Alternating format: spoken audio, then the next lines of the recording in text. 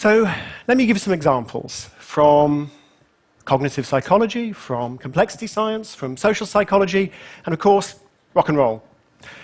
So cognitive psychology first.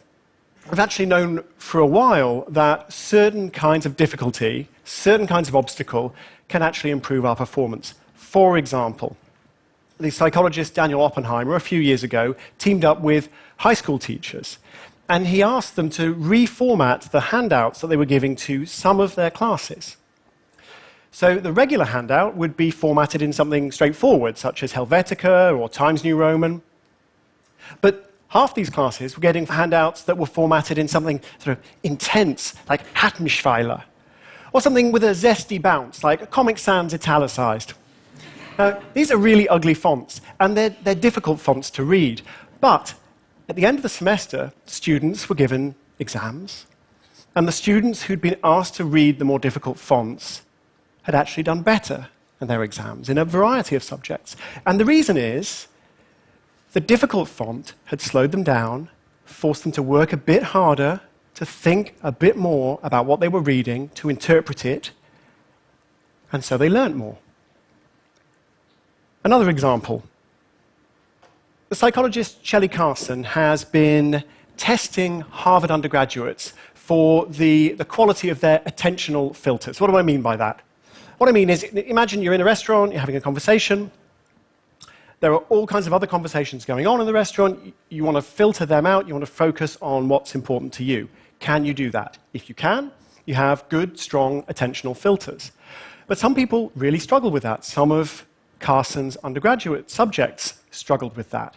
They had weak filters. They had porous filters, let a lot of external information in. And so what that meant is they were constantly being interrupted by the sights and the sounds of the world around them. If there was a television on while they were doing their essays, they couldn't screen it out. Now, you would think that that was a disadvantage. But no. When Carson looked at what these students have achieved, the ones with the weak filters were vastly more likely to have some real creative milestone in their lives, to have published their first novel, to have released their first album. These distractions were actually grist to their creative mill. They were able to think outside the box because their box was full of holes. Let's talk about complexity science. So how do you solve a really complex problem? The world's full of complicated problems. How do you solve a really complicated problem? For example, you're trying to make a jet engine. There are lots and lots of different variables, the operating temperature, the materials, all the different dimensions, the shape. You can't solve that kind of problem all in one go. It's too hard. So what do? Well, one thing you can do is try to solve it step by step. So you have some kind of prototype, and you tweak it, you test it, you improve it. You tweak it, you test it, you improve it. Now, this idea of marginal gains will eventually get you a good jet engine, and it's been quite widely implemented in the world. So you'll hear about it, for example, in high-performance cycling. Web designers will talk about trying to optimize their web pages. They're looking for these step-by-step gains. That's a good way to solve a complicated problem. But you know what would make it a better way? A dash of mess. You add randomness early on in the process. You make crazy moves. You try stupid things that shouldn't work. And that will tend to make the problem-solving work better. And the reason for that is the trouble with the step-by-step process, the marginal gains, is they can walk you gradually down a dead end. And if you start with the randomness, that becomes less likely, and your problem-solving becomes more robust. Let's talk about social psychology. So the psychologist Catherine Phillips, with some colleagues, recently gave murder mystery problems to some students. And these students were collected in groups of 4, and they were given dossiers with information about a crime, and alibis and evidence, witness statements, and 3 suspects. And the groups of 4 students were asked to figure out who did it, who committed the crime. And there were 2 treatments in this experiment. So in some cases, these were 4 friends. They all knew each other well. In other cases, 3 friends and a stranger. Now, you can see where I'm going with this. Obviously, I'm going to say that the groups with the stranger solved the problem more effectively, which is true, they did. Actually, they solved the problem quite a lot more effectively. So the groups of 4 friends, they only had a 50-50 chance of getting the answer right, which is actually not that great. There's multiple choice, the 3 answers. 50-50 is not good. The 3 friends and the stranger, even though the stranger didn't have any extra information, even though it was just a case of how that changed the conversation to accommodate that awkwardness, the 3 friends and the stranger, they had a 75% chance of finding the right answer. That's quite a big leap in performance. But I think what's really interesting is not just that the 3 friends and the stranger did a better job, but how they felt about it. So when Catherine Phillips interviewed the groups of 4 friends, they had a nice time. They also thought they'd done a good job. They were complacent.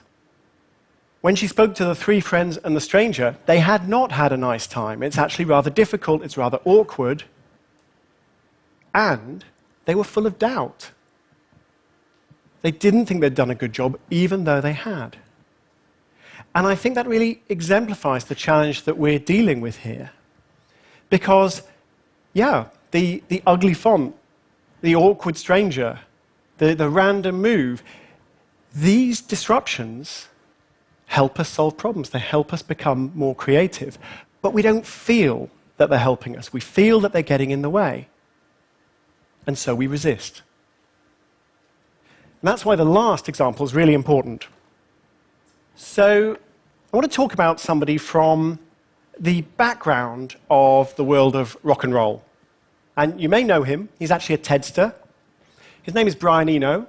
He is an ambient composer, rather brilliant.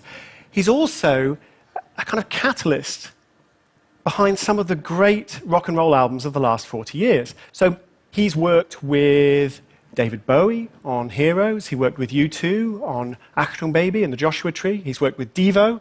He's worked with Coldplay. He's worked with everybody. And what does he do to make these great rock bands better? Well, he makes a mess. He disrupts their creative processes. It's his role to be the awkward stranger. It's his role to tell them that they have to play the unplayable piano. And one of the ways in which he creates this disruption is through this remarkable deck of cards. I have my signed copy here. Thank you, Brian. They're called the oblique strategies. He developed them with a friend of his. And when they're stuck in the studio, Brian Eno will reach for one of the cards. He'll draw one at random, and he'll make the band follow the instructions on the card. So this one, change instrument roles. Yeah, everyone swap instruments. Drummer on the piano. Brilliant, brilliant idea. Look closely at the most embarrassing details. Amplify them. Make a sudden, destructive, unpredictable action. Incorporate. These cards are disruptive. Now, they've proved their worth in album after album. The musicians hate them.